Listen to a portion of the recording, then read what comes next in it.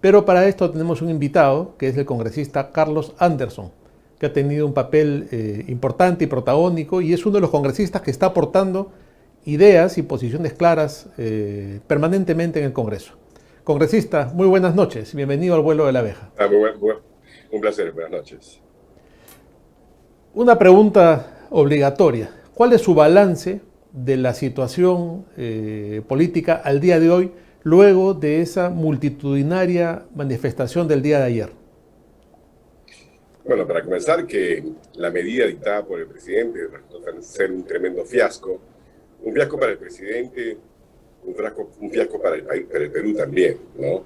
Porque demuestra nuevamente un gobierno improvisado, un gobierno que, por ejemplo, basa una decisión tan trascendental como encerrar a una ciudad de 10 millones de personas sobre información de inteligencia, que sinceramente parece más desinteligencia, ¿no? Porque uno puede dejarse llevar por unas cuantas comentarios de WhatsApp, porque si no fuera así y si realmente hubiera habido inteligencia, ayer hubiéramos visto pues una serie de operaciones de detención de sospechosos, ¿no? De los probables líderes, digamos, de todos estos supuestos eventos que iban a acontecer ayer, ¿no? Entonces, no, queda claro que el presidente actuó guiado por los temores que tiene, de alguna forma que la verdad lo alcance.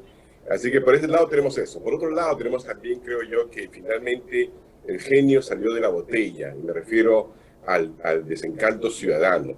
Es verdad que desde un principio ha habido una serie de marchas, pero estas marchas en realidad en su mayoría estaban deslegitimadas por el tipo de dirigencia, ¿no? De quienes la impulsaban, porque era más que nada por cuestiones de carácter, si se quiere, hasta ideológico. Pero creo que esta respuesta ciudadana, esta desobediencia a algo que no había pasado creo que nunca en el país, porque cada vez que un gobierno con algo de legitimidad ha determinado un toque de queda, ¿no? Como el que dictaminó este gobierno, la gente normalmente no se atreve a salir y exponer sus vidas, ¿no? Pero en este caso, la ciudadanía salió porque el gobierno del presidente Castillo, como se lo dije yo personalmente, ha perdido toda credibilidad. Y sin credibilidad no hay confianza, y sin confianza pues sencillamente no hay forma de que un gobierno pueda ejercer efectivamente el poder.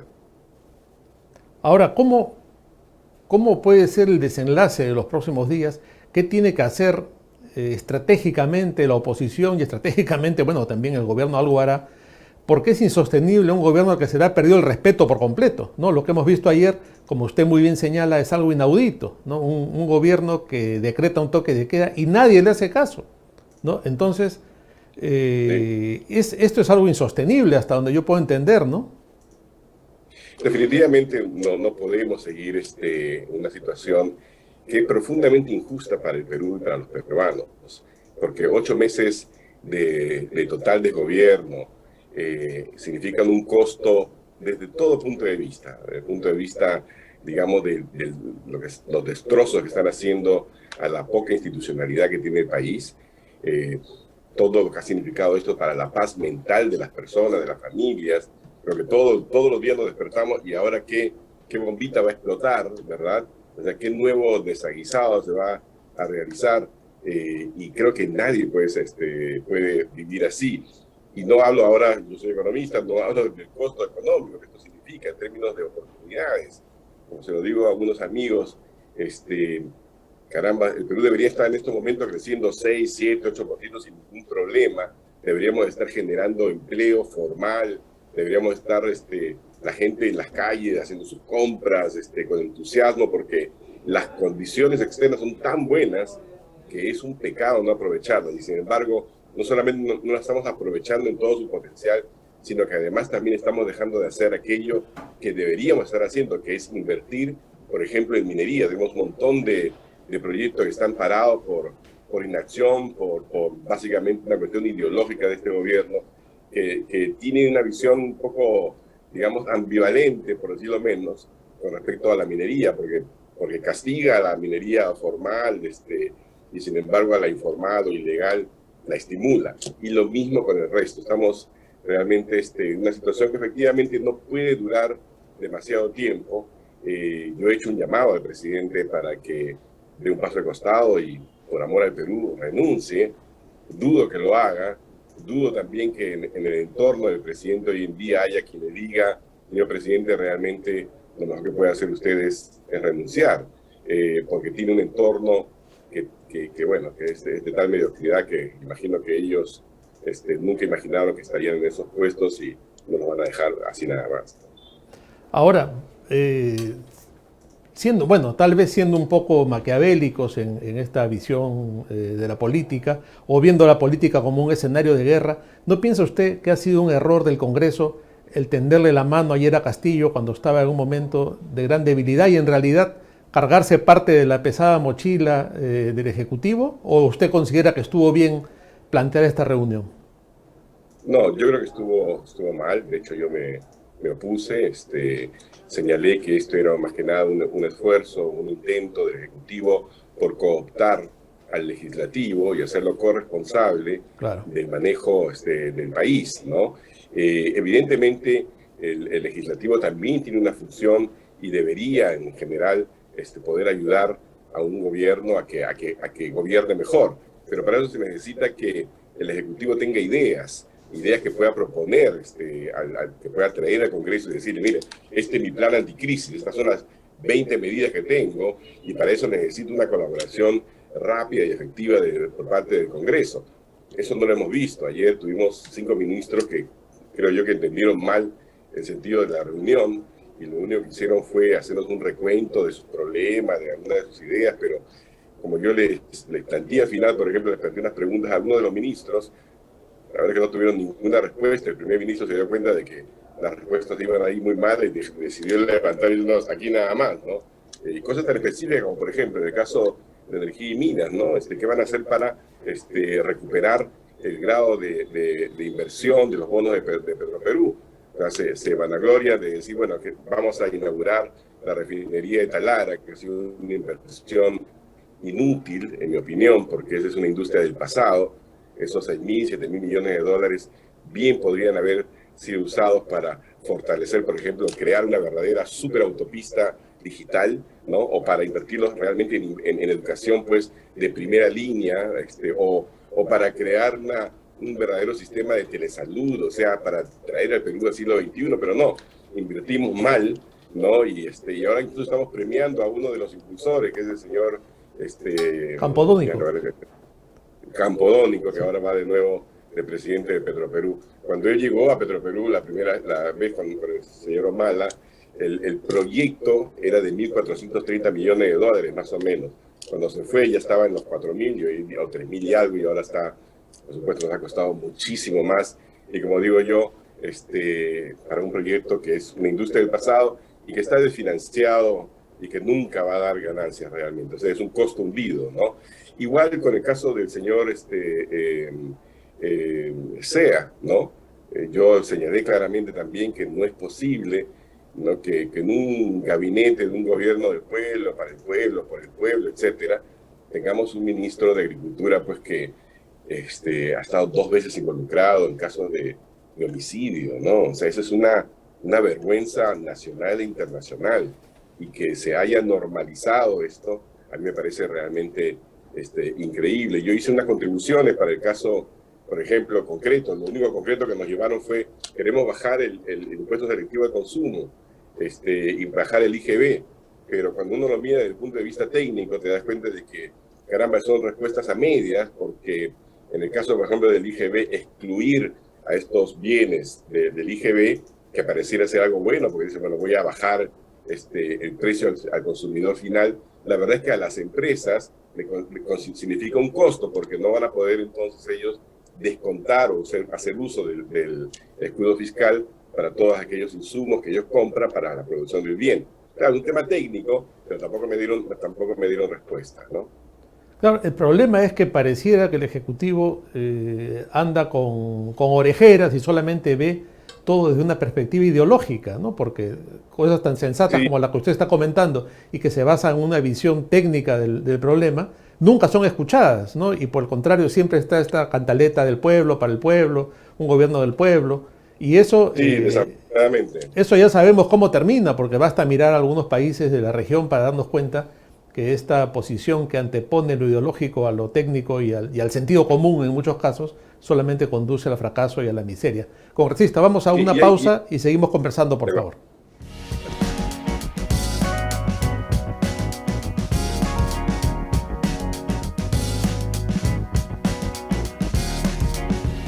Estamos de vuelta en el programa y conversando con el congresista Carlos Anderson. Respecto a diversos aspectos de la crisis que aqueja al país, congresista, antes de ir a la pausa, le planteaba el tema de cuando se anteponen las posiciones ideológicas a los criterios técnicos. Efectivamente, y de hecho creo que la ciudadanía tiene que estar alerta a una nueva narrativa que se está generando y que uno la ve pues de inmediato en el señor Cerrón, el señor Bermejo, el hermano Cerrón y todo lo demás, que es, bueno, miren, el gobierno quiere hacer cosas, el gobierno quiere impulsar mejor la producción desde el Estado, queremos bajar los precios, pero esta Constitución no nos lo permite. Tenemos que cambiar entonces el capítulo económico desde aquí hasta acá y de esa forma vamos a hacer bien las cosas. Eso es un error. Uno no puede cambiar la realidad simplemente con cambiar unas cuantas artículos de una Constitución. Eso es demagogia pura, ¿no? Y muestra también pues, muy poco entendimiento de la economía. Por suerte, el señor Vladimir Cerrón aparentemente ha ingresado a un programa doctoral de economía en San Marcos, ¿no? A ver si de repente aprende algo, porque la verdad es que su cháchara política carece de sostén económico, ¿no? Ahora, usted ya está planteando el tema económico y hace poco salió un reporte, un informe que hablaba de que el Perú ingresaba a lo que se llama la estanflación, ¿no? Que es entre recesión e inflación, si usted me corrige si no es así. Sí, bueno, en realidad no es que está entrando, es un riesgo. Es un riesgo, primero, que no solamente es exclusivo del Perú, en el mundo ha habido una serie de fenómenos que ha hecho desde el COVID-19, que básicamente desbarató todo el tema logístico internacional, lo cual implica pues menos buques navegando, por lo tanto mayor costo del flete, ¿verdad? Menos producción, porque se cerraron pues fábricas, la gente que no ha ido a trabajar, entonces menos producción, y además también un sesgo hacia el consumo de bienes en lugar de servicios, porque claro, o sea, uno no va al teatro, uno no va al concierto, porque están todos cerrados, ¿no? Entonces, una mayor demanda por este tipo de bienes y por lo tanto una inflación de alimentos y de productos de esta naturaleza. Eso por un lado. Entonces tenemos una inflación internacional. Estados Unidos desde los años, 80 no tenía la inflación que tiene hoy en día, y en el caso del Perú también, ¿no? Ya estamos por encima del 6%, casi 7% anualizado, ¿no? Y eso, que es un fenómeno que tiene que ser controlado a través de un buen manejo de las expectativas, ¿no? Que implica, por ejemplo, la capacidad de un ministro para comunicar bien la naturaleza del fenómeno, cosa que no vemos, y por otro lado, tenemos un riesgo real de recesión a nivel internacional, porque la guerra de Rusia con Ucrania tiene un impacto directo sobre el tema de la energía, ¿no? Y todavía, a pesar de todos los riesgos que implica el calentamiento, etcétera, el mundo se mueve en base a energías no renovables, ¿no? Mejor dicho, sí, no renovables como el petróleo, y eso implica pues un golpe, un choque, ¿no? Que está haciendo que la producción en general caiga. Entonces, esa combinación de inflación alta con baja producción es lo que se conoce como extracción, y es doblemente dolorosa para el pueblo, porque la inflación en general, por ejemplo, al que más golpea es al ciudadano común y corriente, que no tiene cómo protegerse, como se protegen los ricos, a través de productos financieros. Y la recesión, por supuesto, porque implica menos empleo en un país, por ejemplo, como el nuestro, que tiene una necesidad urgente de crear empleos de calidad. Ahora, este tema de la inflación y mucho de la economía resulta muy sensible a las reacciones de la población, ¿no? Incluso hay un aspecto psicológico, un aspecto de una inercia que se produce como una bola de nieve ante las reacciones del mercado, que también es muy sensible a las reacciones de la gente. ¿Cómo evitar esto y cómo cree usted que está yendo el gobierno en este sentido? Yo, en mi modesta opinión, como un ignorante de economía, creo que están haciendo todo lo contrario de lo que hay que hacer. Bueno, es lo que decía, hay que manejar las expectativas, y eso implica poder explicar Primero, que probablemente este es un fenómeno de carácter temporal, ¿no? Uno. Dos, que el gobierno ha identificado, ¿no?, cómo detener la cadena de aumentos, ¿no?, de precios. Y tres, tiene que venir acompañado de estímulos a la producción, de estímulos a la inversión productiva. Pero para todo esto se necesita confianza, que no hay, y se necesitan gestores, que tampoco hay muchos, ¿no? Entonces, sin esos dos es muy difícil que haya credibilidad. Entonces, sin credibilidad, el problema está en que las expectativas negativas se pueden multiplicar, y ahí está el verdadero riesgo para el Perú. Ahora, lo cierto es que estamos en una situación que se ha perdido la confianza y aparentemente no hay una salida. Entonces, no solamente está el tema económico, no el tema social, el tema político, pero en medio de este escenario tan siniestro, por calificarlo de alguna manera, el dólar se mantiene relativamente estable. ¿Cómo se explica esto? No, es muy sencillo, mira, hay un influjo de dólares del exterior increíble, porque Dios es peruano y nos ha bendecido con los minerales correctos. El precio del cobre está volando, el precio del níquel está volando, el precio del oro está volando, y lo más probable es que estemos frente a un superciclo de los metales que va a durar mucho más del que duró el anterior, que fue más o menos del 2004 al 2012, ¿no? Entonces, por eso yo digo, ahí hay una oportunidad de oro que tenemos que capturar. Entonces, ese influjo tremendo de dólares, de la mano de una economía que, aparte de la explotación minera y un poco la agricultura, la agroexportación, en general está paralizado. Entonces, hay poca importación. Entonces, ahí tienes tú un superávit comercial muy importante, y esos son los dólares que ingresan a la economía. Entonces, cuando entran muchos dólares y no hay una gran demanda por esos dólares, pues cae el precio, ¿no? Es lo que estamos viendo.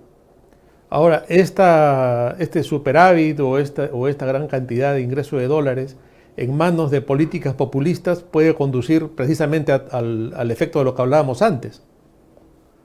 Sí, claro, esos son los riesgos.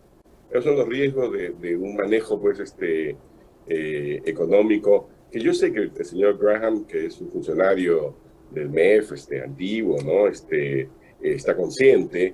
Imagino que está tratando de controlar. De hecho, ayer habló de que muy pronto van a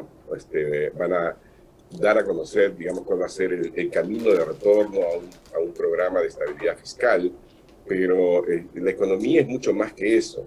La economía no es solamente cuidar el bolsillo fiscal del Estado, implica también acciones para promover actividades económicas, etcétera. Y lo que se escucha en ese campo son más bien las cosas equivocadas. Se busca promover inversión del Estado como tal, se busca, por ejemplo, eliminar el concepto de subsidiariedad del Estado, por el cual en realidad el sector privado es el que predomina, y solamente en aquellas circunstancias en que el sector privado no puede o no quiere, qué sé yo, proveer un determinado bien o servicio, allí puede entrar el Estado, que es como se maneja una economía social de mercado. Pero no, aquí se habla pues un poco más. Si los dejamos libres, sin ningún tipo de crítica, te aseguro que tendríamos mañana de nuevo Aeroperú, Siderperú, Azúcar Perú, lo que tú quieras, ¿no? Porque ese es el entendimiento o el mal entendimiento que tienen de la economía, desafortunadamente.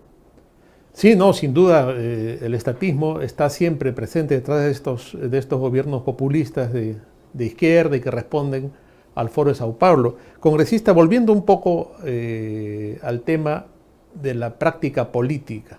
El día de ayer estuvo Castillo en el Congreso.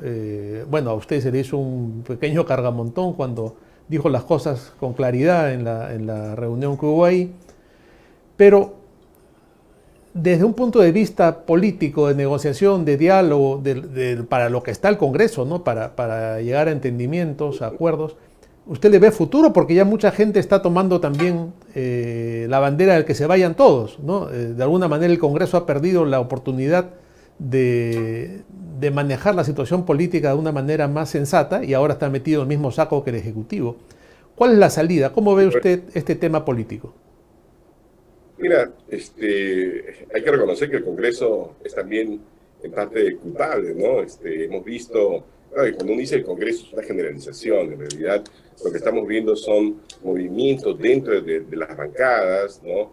De acomodo, reacomodo, porque hay un entendimiento, creo yo, equivocado por parte de mis colegas congresistas que sienten que la mejor manera de ayudar a sus regiones es asegurar que el presupuesto puede ser invertido en sus regiones, ¿no? Pero lo ven como una dádiva del Ejecutivo o como algo a lo que tienen que cuidar, ¿no? Y por eso ser súper diplomáticos y cosas por el estilo. Tú viste en esa reunión, en realidad, nadie se atrevió a decirle al señor presidente, usted está equivocado, ¿no? Excepto, bueno, yo que no represento una bancada, sino represento, como le respondía al señor Bellido, a un ciudadano, porque para eso estamos aquí, también los congresistas, para representar a la ciudadanía. Así que yo como congresista también tengo ese papel y pude hacerlo, ¿no? Pero en general las bancadas son demasiado cuidadosas, demasiado temerosas y tienen juegos también particulares, ¿no?